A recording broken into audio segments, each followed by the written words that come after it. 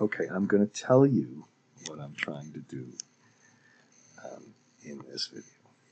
And I kind of have a director now. He's not being paid. And he's helping me with some of my videos. And we're practicing because we're going to make this new business venture, make them all professional. But he said, number one, keep them structured. Number one, don't ramble like I am right now. Number two, three, I think I'm counting up to three. Number three, keep all the technical stuff separate from all the theoretical stuff. So a lot of people don't give us the crap about all your Excel little formulas and want to see an overview. So this is the technical part, and I'm going to do two things. I'm going to talk about this business of the present value of synergies and premium, and I'm just going to go through technically kind of how to compute it. It's a little kind of introductory video. And then I'm going to go through, this little marriage. Oh, not my, maybe, not my marriage. The merger from hell. And then I'm going to make a little accretion and dilution example where we put an exchange ratio, and I'm going to have Google buying Apple, just to illustrate, because Google does the acquiring company named Exelon. It's a company who dislikes me because I've testified against them numerous times. I hope nobody from Exelon's watching this video. And again, I'm rambling, but they estimated the operation and maintenance expenses for two companies. And then they said there are going to be some annual savings, which could range from 180 million to 300 million. Now, if you happen to divide that out, it comes to exactly 3 to 5%. Shows you the kind of detailed analysis people do in measuring synergies, at least in publishing. And then they put the present value of these synergies. And if you happen to just use a discount rate of 12%, which, this was a few years ago, maybe 12% was reasonable, you get these numbers. If you would put a growth rate in here, I better switch my formulas to automatic accept data tables. Then you would get a higher rate of synergy. So we've already got kind of one issue. What's the discount rate really to use? What's the growth rate? The idea is perhaps the discount rate is pretty high. Now, the company they were purchasing had a share price of 22 USD and 264 million shares. And right there, it says they're going to pay a 34% premium. So you get this. Now, if you use their numbers and kind of take an average of these, it looks like the synergies are lower than the premium. And if at that time the tax rate before all these corporate taxes got reduced, the tax for state and federal purposes in the U.S. was about 40%. So if you take 1 minus the tax rate times these synergies, you get a smaller number. Now, I'm just, to illustrate this, I'm going to make a little assumption or assume that perhaps the synergies take a little while to be realized. You don't just fire everybody right at once. And we'll make a couple of different scenarios. Now, my intention is to demonstrate just how prevalent the index and the lookup function are. Okay, I've done this probably way too many times, but I'm just going to insert a little line here and put equal, and we better put a code number. Okay, how about here? I'll supposed to swear either. Oh no, I just violated everything. Oh no, I said it really quietly though. Okay, so let's put a code number, and let's put just here, and then we're going to use the index function whenever we have or you could use sometimes the choose, but the index is virtually always used when we have a scenario. And then I'll press Shift Control 5 for now. So if I press code number 2, I get the second great. Oh, I put 12, so that wasn't so bad. Okay, yeah, I could put a drop-down box. So I'm going to put an inflation rate and a synergy percent, a percentage of their total O&M cost. So the first thing I'm going to do is use EIS. I want to use EIS, you press number 1. Alt-E, IS. And I'm going to go up to 300 years, which is basically forever. Now, if you wanted to do this a different way, you could also put Alt H FIS. So that's another way you do that. And if you have a non-English computer, you can do the same thing. Actually, I have a little bit of a different fix for that. Now, if we use the standard lookup function, once I have this, I can just put lookup, and this is the big deal here. Please, please, please, when you use lookup, you first look up on the on kind of a code number, then you press the whole column, and then you press the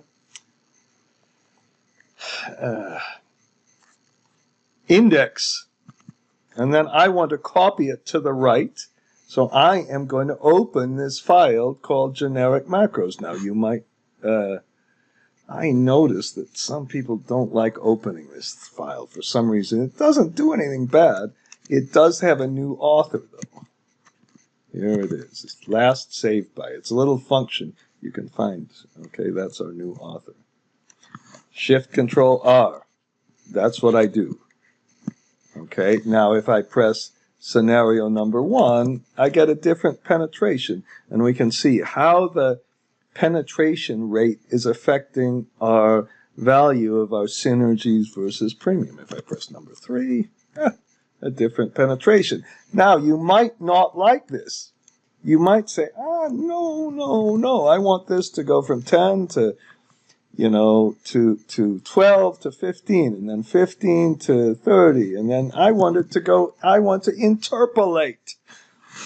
And if you want to interpolate, you better go to the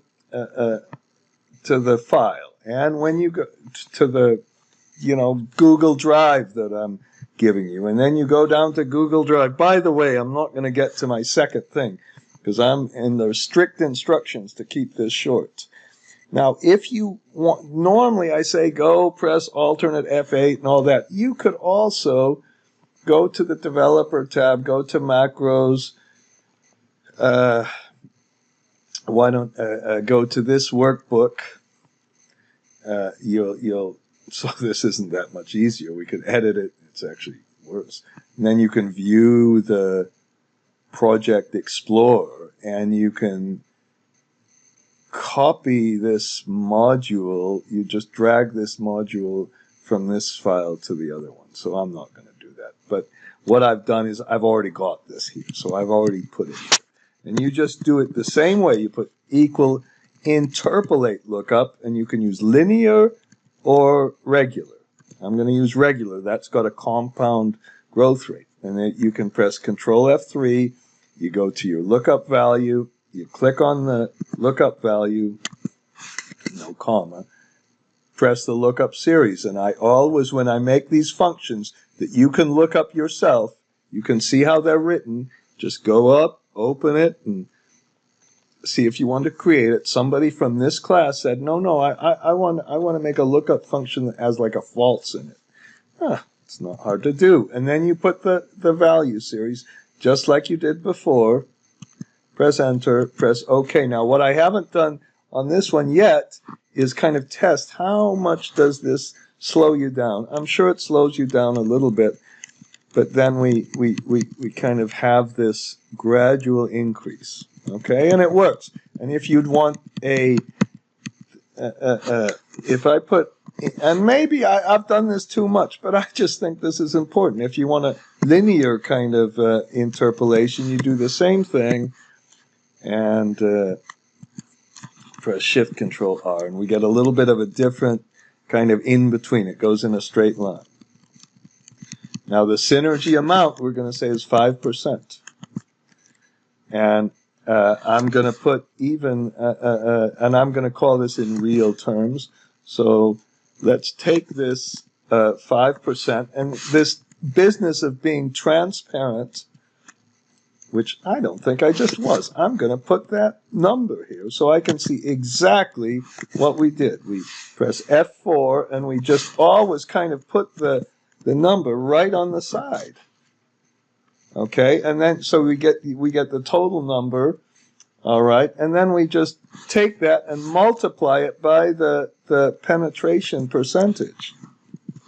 All right, and then we can put an inflation index, do the same thing. Say, well, I have a 0 inflation rate, and I'm going to start with 1, and I'm going to take this and multiply this by 1 plus the inflation rate, press the kind of F4 on it, Shift Control R. So if I put a 2% inflation rate, I see the inflation index. Then we get our nominal amount just by multiplying those two. Pretty simple, I hope. And then we say, well, here the premium is after tax. The premium, when you buy a stock, that's after tax cash flow. When you, if you have a synergy, you have to pay taxes on the savings. But by the time you get to the stock value, it's all after tax. And perhaps I didn't explain it very well. And I put the tax rate up here. But we better make this after tax. So I said, okay, well, let's just show exactly what the tax rate is.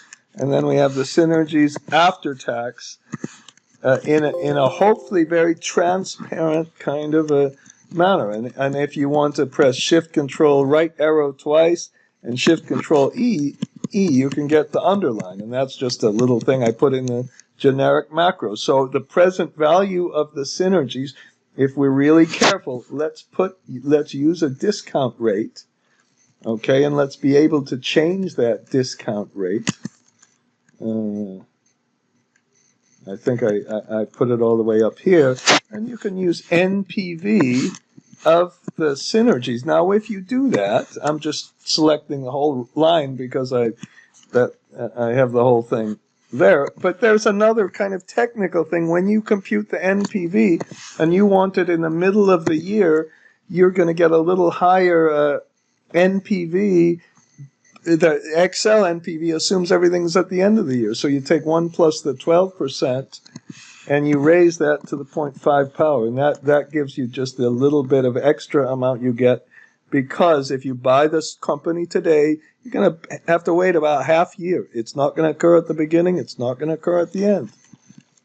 So that's our NPV of our synergies, which doesn't look good. Now, if we put a code number of 1, we get a little bit higher. A code number of 2, we can see what the penetration does.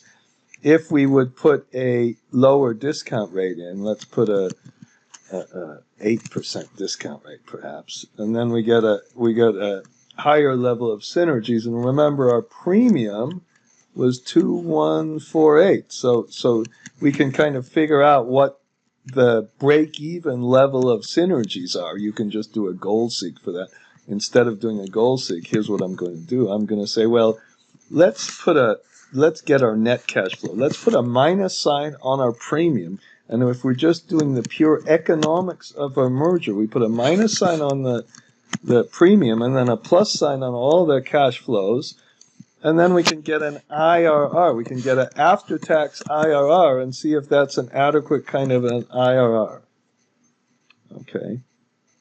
To get the value of the synergies, we control minus. Okay. So that's it. So we can see kind of what it would take. We get perhaps rather than getting the worrying too much about the discount rate, if we put a synergy of 3%, the IRR is only 7%. Is that a good investment? Is that worth taking the risk of the synergies? That's the kind of question you have. If you have 0 growth rate, you only get a 5%. Okay.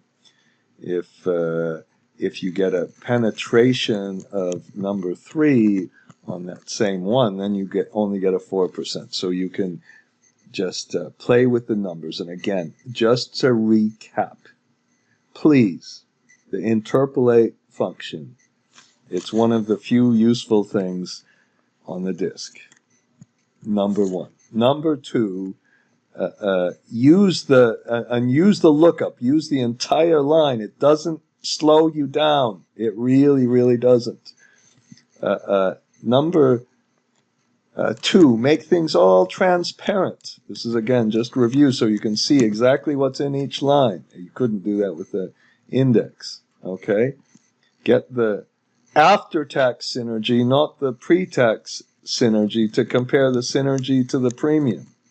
And you can, shift control 1, you can get the NPV and put in a discount rate, shift control P, or you can get the IRR and see if there's a reasonable IRR on the transaction. So I'm stopping this video now. Stop, and I'm going to make a subsequent video right after this, right now, on Google buying Apple, and show you kind of almost the opposite. It's almost the opposite. What happens, because in the real world, people like premiums and discounts and rather accretion and dilution. So that's our next video, right coming up.